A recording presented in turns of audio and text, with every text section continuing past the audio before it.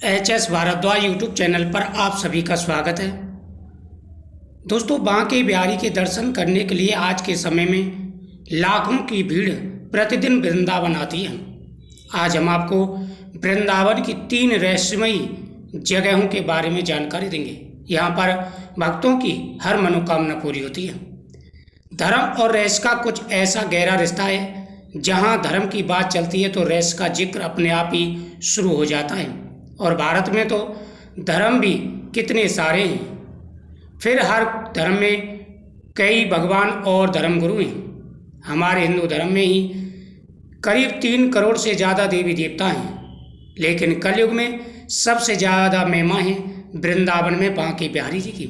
हिंदू धर्म के सबसे लाडले कन्हैया की बात करें तो बचपन की नादान अटकेलियों से लेकर के यौवन की रासलीला तक ऐसी कई कहानियाँ हैं जो भक्तों और पर्यटकों को हर साल वृंदावन की तरफ खींच लाती हैं। जब श्री कृष्ण की ही इतनी रहस्यमयी कहानियाँ हैं, हम बचपन से सुनते आ रहे हैं, तो भला उनकी नगरी वृंदावन में छिपे राज कैसे नहीं हो सकते।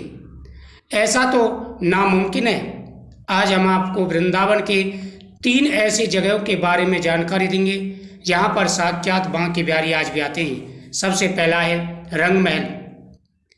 वृंदावन के मशहूर निधिवन में बना है रंग महल, वो जगह जिसे राधा के श्रृंगार का कमरा भी माना जाता है। यहाँ पर आपको श्री कृष्ण की प्रतिमा, एक चंदन की लकड़ी से बनी एक चारपाई और रोजाना इस्तेमाल होने वाला सामान नजर आएगा।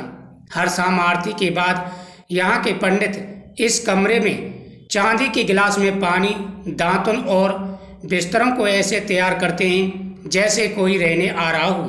और मानो या ना मानो, यहाँ हर रात एक महान लीला होती है। वो रहस्य जिसे स्वयं भगवान या उनके भक्त जानते हैं। यहाँ पर आते हैं स्वयं भगवान श्री कृष्ण। अब आप इसे सबूत कहें, चमत्कार कहें या रहस्य, लेकिन हर सुबह रंग महल खुलने पर पानी का गिलास आधा खाली मिलता है। इस्तेमाल की हुई दातुन और बिस्तरा कुछ यूं बिखरे होते हैं जैसे यहाँ कोई रात में सोया हो।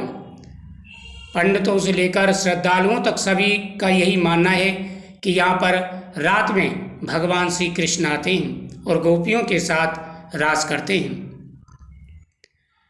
निधिवन भगवान श्री कृष्ण की सभी कहानियों और रहस्यों में से सबसे मशहूर और दिलचस्प कहानी है निधिवन की रासलीला की।